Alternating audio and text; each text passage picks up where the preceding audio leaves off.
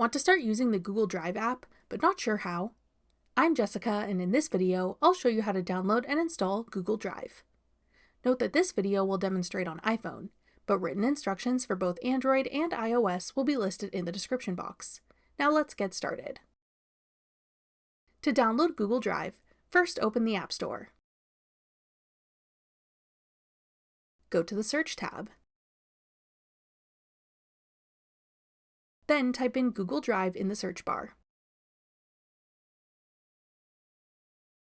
Tap Google Drive when it appears in the search results.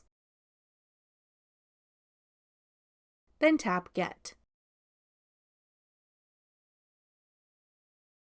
If prompted, use Face ID or enter your password to confirm that you want to download the app.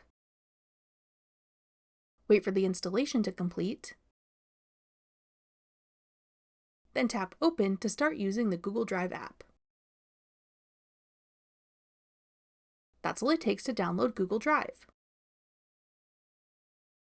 Want to try out Google's other apps?